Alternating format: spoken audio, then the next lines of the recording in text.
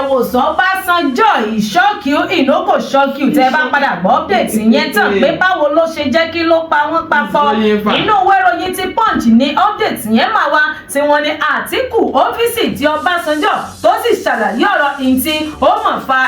tí wọ́n ń pè ní àbẹ̀wò yìí o wọn lẹ́ni tó ti gbà kan rí jẹ́ igbákejì ààrẹ ní orílẹ̀-èdè wa Nàìjíríà tó sì jẹ́ pé ó ti tún gbìyànjú láti di ipò ààrẹ lábẹ́ ẹgbẹ́ òṣèlú PDP nínú ètò ìdìbò tó kọjá lọ́dún 2023 ní orílẹ̀-èdè Nàìjíríà ìyẹn ti ìyún Alhaji Atiku Abubakar wọn lòun náà ló jẹ́ pé wọ́n lọ ṣàbẹ̀wò sí ààrẹ tẹ́lẹ̀ ní lórílẹ̀-èdè yìí ìyún ẹ̀bọra tòun ní o olóyè Olúṣẹ́gun Ọbásanjọ́ bàbá Ìyábọ̀ fúnra rẹ̀ wọ́n ní lọ́jọ́ ajé òun náà níṣe ni Atiku wá ń bá àwọn oníròyìn sọ̀rọ̀ lẹ́yìn tí wọ́n ṣe àwọn ìpàdé yẹn lónìí ẹ wò ṣe rí pàdé yìí kò ní í ṣe pẹ̀lú ọ̀rọ̀ òṣèlú ìyẹn ni wípé kò wà politically motivated bí ò ṣe wípé mo kàn lọ ṣe kẹ́ ẹ pẹ́ bàbá ẹ lẹ́ńbẹ̀ wo sí ọ̀gá mi tẹ́lẹ̀ rí tó jẹ́ wípé ó ti gbà kan rí jẹ́ ààrẹ orílẹ̀-èdè Nàìjíríà ìyẹn former president wọn ni Alhaji Atiku ló jẹ́ pé ó mọ̀ dé ilé olóyè Ọbásanjọ́ nílùú Abẹ́òkúta ìyún nínú ọgbà ti OOPL ní dédé aago kan ọ̀sán ó kù ìṣẹ́jú díẹ̀ wọn ni tó sì jẹ́ pé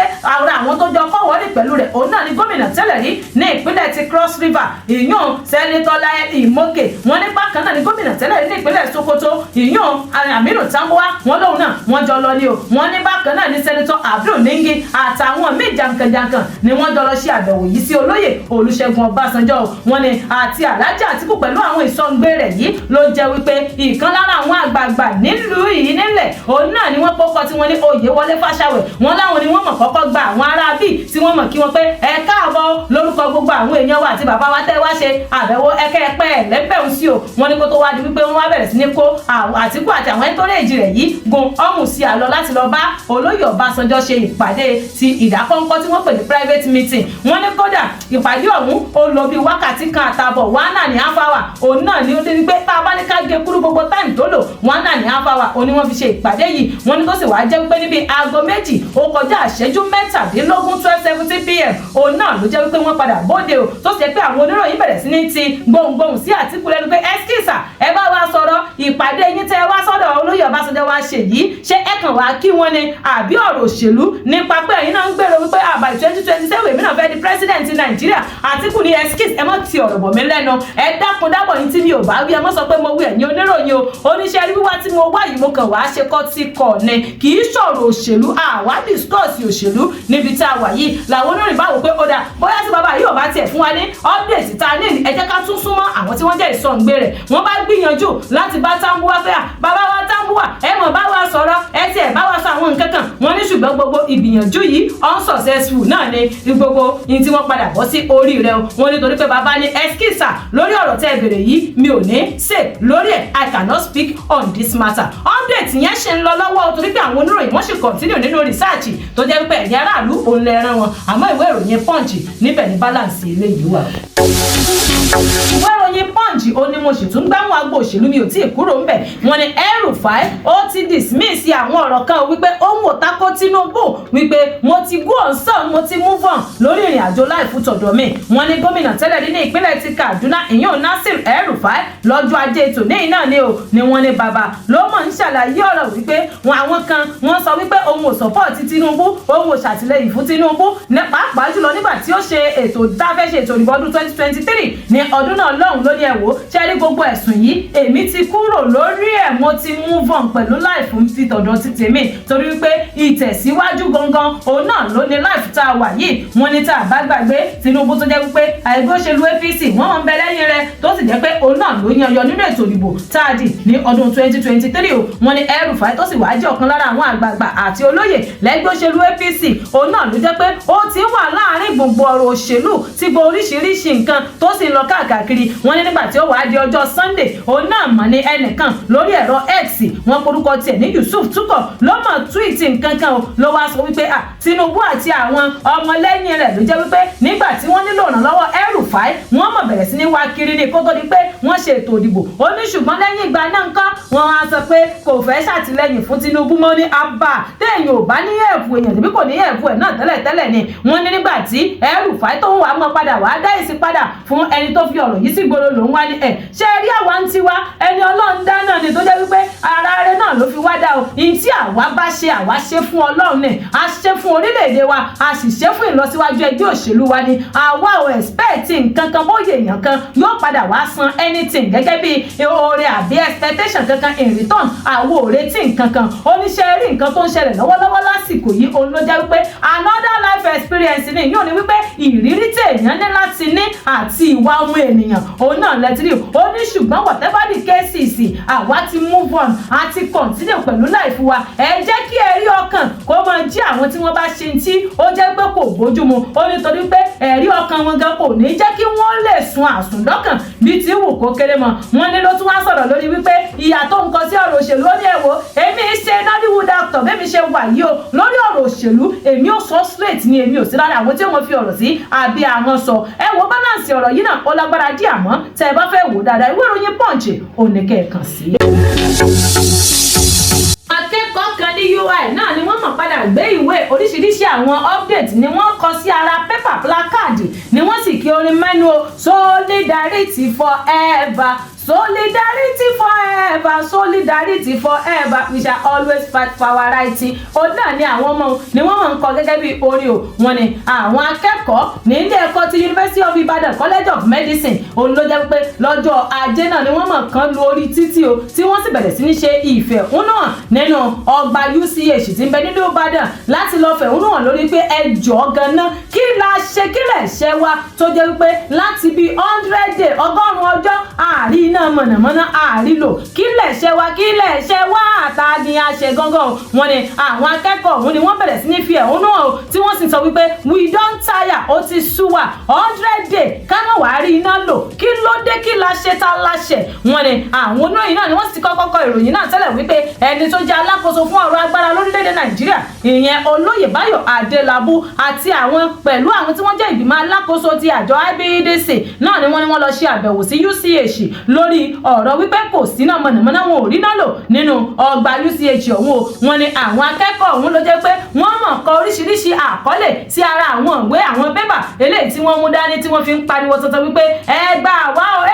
ẹ gbà wá o àwa ò gbà mọ́ o wọ́n ní wọ́n bẹ̀ ni àwọn akẹ́kọ̀ọ́ ọ̀hún ni wọ́n ń sọ wípé àníṣe by fire by force kí mínísítà yìí kó tètè wá solution sí ọ̀rọ̀ iná mọ̀nàmọ́ná eléyìí tí àwọn ò rí lò wọ́n nítorí pé ó ti dá ọ̀pọ̀lọpọ̀ iṣẹ́ dúró ó dá ọ̀pọ̀lọpọ̀ ìkẹ́kọ̀ọ́ academic àti clinical activities wọn ló ti dá dúró gan ni wọn lẹni tó wá jẹ́ adarí fún ẹgbẹ́ àwọn akẹ́kọ̀ọ́ wọn porúkọ tiẹ̀ ní Bọ́lájí Àwẹ̀dá wọn ló ń ṣàlàyé ọ̀rọ̀ wípé ẹ wò ẹ bá wa sọ fún wọn UCH ní àwa ń sọ ní immediate restoration ẹ jẹ́ kó padà sí orí ọ̀rọ̀ iná mọ̀nàmọ́ná fún àwọn akẹ́kọ̀ọ́ wọn nítorí pé bó ṣe ṣe ní àlàyé oníṣẹ́ rí o yàtọ̀ sí wípé ẹ tiẹ̀ tó wá ṣe gbogbo àwọn nǹkan yìí a nílò reformation ní ẹ̀ka ti ètò ìlera ní ibi ọ̀rọ̀ ṣe lọ ìtorí pé afẹ́kẹ́ bá wa bójú wa àwọn nǹkan tí ń lọ a need explanation náà kí ló dé kí ló ṣẹlẹ̀ 100 days ká mọ̀ rí iná mọ̀nàmọ́ná lò update yẹn balance ẹ̀ inú ìwé ìròyìn The Nation níbẹ̀ ni mo ti rí i.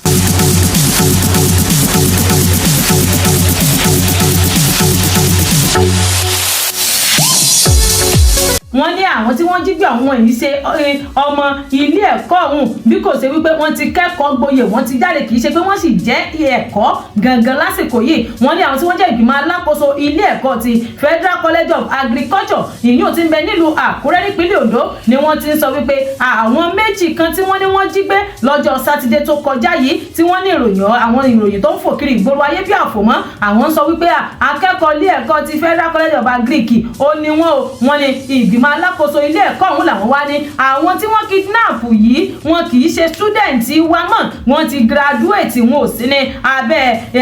tọ̀dọ̀ tiwa mọ́ wọn wá ní tá a bá gbàgbé wọn ní àwọn agbébọn kan náà ni wọ́n mọ̀ jí àwọn mẹ́ta kan gbé níbi oko kan o ní agbègbè kan ní ìlú kan tí wọ́n pè ní Ọ̀bálẹ̀ èyí ò níjọba ìbílẹ̀ sí Àkúrẹ́ North Local Government ní ìrọ̀lẹ́ ọjọ́ Sátidé tó lọ ní wọ́n ní nígbà tí wọ́n mọ̀ ṣe ìdánimọ̀ ní títí di àsìkò tí wọ́n kúrò yín jọ gangan wọn ò tí ì ṣe ìdánimọ̀ àwọn tí àwọn aráabí tí wọ́n jí gbé ọ̀hún. Wọ́n ní ṣùgbọ́n nígbà tí àwọn ìgbìmọ̀ alákòóso ilé ẹ̀kọ́ ti fẹ́kọ̀ ọ̀hún táwọn mọ̀ fi àtẹ̀jáde síta lọ́jọ́ ajé, òun náà ló jẹ́ pé ẹni tó jẹ́ rẹ́jísítà ilé ẹ̀kọ́ náà ọ̀gbẹ́ni Olúfẹ́mi Owólabí lòun sọ pé ẹ jẹ́ ká máa wádìí ohun gbogbo dájú ká sì máa di ètí ṣe òótọ́ ọbẹ̀ mú o. Wọ́n ní ṣe rí àwọn tẹ́ ẹ sọ wípé wọ́n jí gbé yìí wọn kì í ṣe student wa mọ́, wọ́n ti graduate, wọ́n ti lọ nítọ̀dọ̀ tiwọn. Wọ́n ní gẹ́gẹ́ bí àtẹ̀jáde ti ilé ẹ̀kọ́ ọ̀hún tí wọ́n fi síta, wọ́n ní ṣe rí àwa gẹ́gẹ́ bí ilé ẹ̀kọ́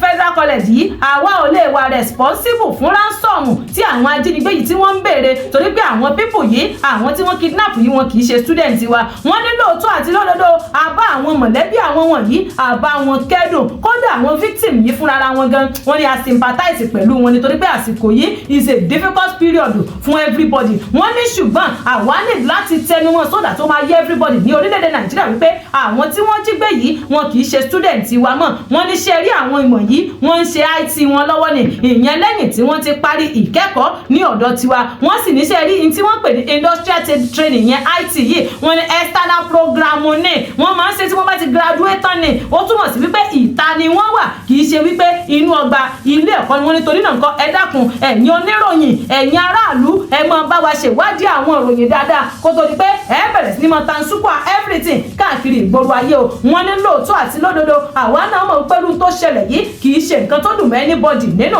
Wọ́n ní ṣùgbọ́n o àwọn wá fi ń dà àti àwọn òbí àtàlágbàtọ́ gbogbo òṣìṣẹ́ gbogbo akẹ́kọ̀ọ́ ilé ẹ̀kọ́ fẹ́kọ̀ ọ̀hún wọn láwọn fi ń dá wọn lójú pé àwọn ń bẹ lẹ́yìn wọn o nínú gbogbo tó ń lọ yìí pé kí everything kó lè máa lọ ní àlàáfíà. Wọ́n wá ní nígbà tí wọ́n àwọn oníròyìn ó kàn sí ẹ tó jáde kóró iléeṣẹ́ ọlọ́pàá ìpínlẹ̀ ti Oǹdó èèyàn arábìnrin Fúnmiláyọ̀ Ọdúnlámì wọn láwọn fìdí ẹ̀ múlẹ̀ wípé àwọn ẹ̀ṣọ́ aláàbò security operative wọn ni wọ́n ti wà lẹ́nu iṣẹ́ láti ṣàwárí àwọn tí àwọn ajínigbé yìí tí wọ́n jí gbé. Kódà àwọn òṣìṣẹ́ wọn lọ́kọ̀lọ́kọ̀ òjọ̀kan wọ́n ti fọ́n dágbé sínú igbó tí wọ́n ti lọ ń wá àwọn ọmọ yìí kí Ọlọ́run ọba kó sì ṣe wọn ní rírí o. Àmọ́ update nìyẹn látọ̀dọ̀ ìgbìmọ̀ alákòóso ilé ẹ̀kọ́ ti Federal College of Agriculture ti ìlú Àkúrẹ́ ní ìpínlẹ̀ Oǹdó. Ìwé ìròyìn Punch níbẹ̀ ni update náà ti jáde. Níbi tí àkọlé eléyìí tó ti ń sọ wípé àwọn àjọ NAFDAC wọ́n ní wọ́n mọ̀rẹ́ jẹ ọjà kan tó sì jẹ́ pé kódà àwọn nǹkan tí wọ́n kó nínú àwọn ọjà ọ̀hún ìlágbára gan ni o. Wọ́n ní àjọ eléyìí tó ń rí sí ọ̀rọ̀ ti oúnjẹ ni oògùn lílò àti ohun tó ní ṣe pẹ̀lú ààbò ìyún National Agency for Food, Drug Administration and Control NAFDAC ni wọ́n mọ̀ ti lọ rèé rèédi ọjà kan tó jẹ́ gbajúmọ̀ ní ìpínlẹ̀ ti Anambra tí wọ́n pè ní Bridgehead Onitsha. Wọ́n ní tó sì jẹ́ kí ọ̀pọ̀lọpọ̀ àwọn oògùn tó jẹ́ pé ó jẹ́ àwọn low standard tó jẹ́ pé kì í ṣe pé ó quality dáadáa wọ́n ní wọ́n mọ̀ bá oríṣiríṣi nǹkan jẹ́ o àtàwọn oògùn tó jẹ́ pé ọjọ́ ti lọ lórí ẹ̀ yóò ní wípé wọ́n ti expire. Wọ́n ní ikọ̀ òun náà ló jẹ́ wípé ẹnìkan tó jẹ́ adarí àjọ NAFDAC ní ẹkùn ti South East Zone yún ìlà oòrùn gúúsù ìlọ́wọ́ orúkọ tí wọ́n ní ọ̀mọ̀wé Martins Ìlúyọ̀mádé wọn láwọn ni wọ́n léwájú ikọ̀ náà tó sì jẹ́ pé kódà nígbà tí wọ́n wọnú ọjọ́ báyìí wọ́n lé ó ṣọ́ọ̀kì àwọn ará ọjà torí pé wọn ò retí wọn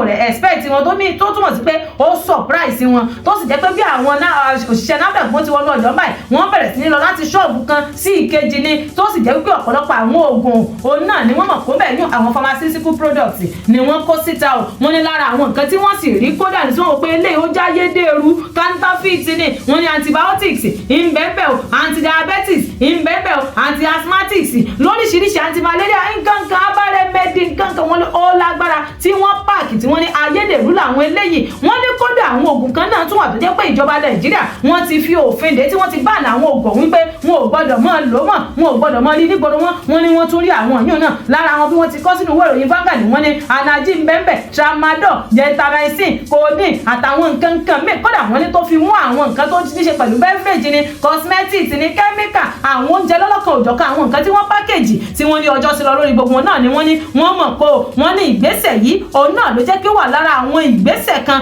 tí àjọ NAFDAC ń gbé láti rí dájú wípé gbogbo àwọn tó ní ṣe pẹ̀lú àwọn tí ìjọba ti gbẹ́sẹ̀ lé tí wọ́n ní kò gbọdọ̀ wọlé mọ́ nítorí àwọn àìṣedédé àwọn àkóbá tí ń ṣe fún àgọ́ ara àwọn èèyàn àti àwọn oògùn tó jẹ́ pé ayédèrú ni àbí ohun èlò tó jẹ́ ayédèrú àbí àwọn tí ò kójú òṣùwọ̀n wípé kí wọ́n mọ̀ kó wọnú àwọn ọjà orílẹ̀-èdè Nàìjíríà tó sì jẹ́ pé àwọn oníbàárà àwọn òkúkú mọ̀ nǹkan tí àwọn kan wọnú ọjà wọ́n kan ra nǹkan àwọn ń lọ́nu bẹ́ẹ̀ sì ní àwọn nǹkan yìí ń ṣe àkóbá fún ìlera aráàlú. Wọ́n nítorí ẹ̀ ló ṣe jẹ́ pé àjọ NAFDAC tún wá ń rọ gbogbo aráàlú wọ́n ní ẹjọ́ ẹ̀yin èèyàn wa kẹ́ ẹ tó sọ pé ẹ fẹ́ ra oògùn ẹ rí dájú pé bí tẹ́ ẹ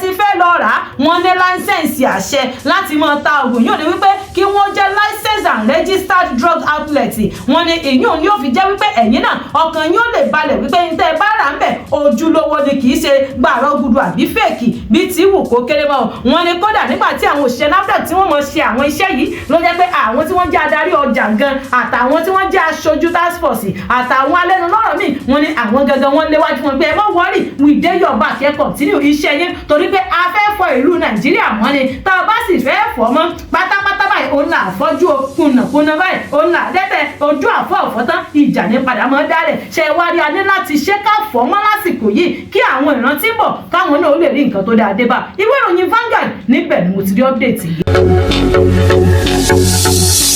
Ìròyìn tí mo fẹ́ fi parí ẹ̀ ní àsìkò yìí òun náà ni mo mọ̀ rí nínú ìwé ìròyìn Punch o níbi tí àkọlé lè ti sọ wípé iléeṣẹ́ ọlọ́pàá mọ̀ lọ́wọ́ tó afurasí kan tí wọ́n ní ó mọ̀ lọ bọ́gù ibì kan ní òní ìpínlẹ̀ Ògùn. Wọ́n ní iléeṣẹ́ ọlọ́pàá ìpínlẹ̀ Ògùn wọ́n ti lọ́wọ́ tó ẹnìkan tí wọ́n forúkọ rẹ̀ ní Gbádébọ̀ Sọ̀díkì fún ẹ̀sùn wípé ó mọ̀ lọ fọ́ ilé onílé ní tó sì jẹ́ pé ó jí àwọn dúkìá tí iye rẹ̀ lọ bí 373,000 naira lágbègbè Eléwéran nílùú Abẹ́òkúta ní ìpínlẹ̀ Ògùn. Wọ́n lẹ́nu tó jẹ́ alukoro iléeṣẹ́ ọlọ́pàá ìpínlẹ̀ Ògùn CSP Ọmọlọ́lá Odùtọ́lá náà ni wọ́n mọ̀ fi ọ̀rọ̀ síta nínú àtẹ̀jáde kan tó ló wà àwọn oníròyìn lọ́jọ́ Ajé gẹ́gẹ́ bí wọ́n ṣe ṣe ní àlàyé. Wọ́n ní ọjọ́ Sátidé náà ni ẹnìkan mọ̀ wá fi ẹjọ́ sùn ní àgọ́ ọlọ́pàá tó ń sọ wípé ẹdùn ọ̀dákùn ó dàbí ẹni wípé wọ́n mọ̀ fọ́ ilé òun o. Wọ́n nígbà tí wọ́n ní kó mọ̀ ṣàlàyé ló bá níṣẹ́ rí lọ́jọ́ keje nínú oṣù February ọdún 2025 ní dédé aago 10 àbọ̀ àárọ̀. Ó ní ẹ̀hún náà ni wọ́n ní ẹni ọ̀hún wọ́n kókọ rẹ̀ ní Akeem Saka ọkùnrin ni wọ́n ní gbé lágbègbè Eléwéran nílùú Abẹ́òkúta ló mọ̀ wá fi ẹjọ́ sùn lágọ̀ọ́ ọlọ́pàá wípé wọ́n wá fọ́ ilé òun tó sì jẹ́ pé wọ́n ní ó ṣàlàyé ọ̀rọ̀ wípé bóyá nìkan ló lé òun ní o bóyá wọ́n pọ̀ òun ò lè sọ ṣùgbọ́n wọ́n wọnú ilé òun wọ́n kó àwọn ẹ̀rọ léwọ́ bíi mélòó kan bíi mẹ́ta tó sì jẹ́ pé nígbà tí wọ́n ṣírò gbogbo kinní ọ̀hún ń lọ bí 373,000 naira. Wọ́n ní nígbà tó wáyá ni wọ́n bẹ̀rẹ̀ lọ́wọ́ rẹ̀ wípé dákúndábọ̀ àwọn wo ló fura sí. Ó ní àwọn mú fura sí ìkan lára àwọn tẹ́nàntì mi tó jẹ́ pé obìnrin ni. Wọ́n ní nígbà táwọn ọlọ́pàá táwọn wá mọ̀ ṣe ìwádìí wọ́n ní wọ́n rọ́wọ́ tó àwọn afurasí méjì. Wọ́n ní kìnínní nínú wọn ẹwà tó ń yan Adébáyọ̀ ló kọ tiẹ̀ ìkejì Mariam àtọba tẹ́lẹ̀ ni. Wọ́n ní wọ́n kó àwọn méjèèjì ọ̀hún wọ́n bẹ̀rẹ̀ sí ní fi ọ̀rọ̀ pò wọ́n ní ọ̀fun yọ̀yọ̀. Wọ́n ní nígbà tí wọ́n wá padà wá mọ́ gbọ́ àwọn ìròyìn kan ni wọ́n wá níṣẹ́ wá rí nígbà tí ọ̀rọ̀ máa mọ́ padà jẹ jáde. Òun náà ló jẹ́ wípé ẹnìkan nínú àwọn afurasí tí wọ́n mú ọ̀hún òun náà ló jẹ́ wípé òun ò rántí tilẹ̀kùn dáadáa. Wọ́n ní olive door unsecure lòun kàn bá tiẹ̀ lọ. Òun náà ló mú kí Gbádébọ̀ yìí kó ráǹfààní láti wọ ilé onílé o. Wọ́n ní kódà nígbà tí ọwọ́ padà bá Gbádébọ̀ yìí wọ́n ní níbi ní Láfẹ́nwá lágbègbè Láfẹ́nwá níbi tó ti fẹ́ lọ rèé ta àwọn fóònù tó jí yìí níbẹ̀ ni ọwọ́ àwọn ọlọ́pàá ló ti gan ni rẹ̀ tí wọ́n sì gbé gidi gan kó torí wípé ó sì bẹ̀rẹ̀ sí ní kakọ pé ẹsẹ̀ mi jẹ́jẹ́ o lóòótọ́ náà mi du àmù fóònù mẹ́tẹ̀ẹ̀ta tó sì jí kó nínú ilé onílé ọ̀hún wọ́n ní wọ́n rí gbà padà ní ọwọ́ rẹ̀ wọ́n sì wá ní wọ́n tún continue àlọ́rọ̀ rẹ̀ lórí investigation o kí wọ́n sì continue investigation ìyẹn ni pé investigation is ongoing lórí ọ̀rọ̀ Gbádébọ̀ Sodiq o ṣùgbọ́n ọwọ́ iléeṣẹ́ ọlọ́pàá ó ti bá àfúrásì náà. Ìwé ìròyìn Punch níbẹ̀ ni update yìí ti jáde.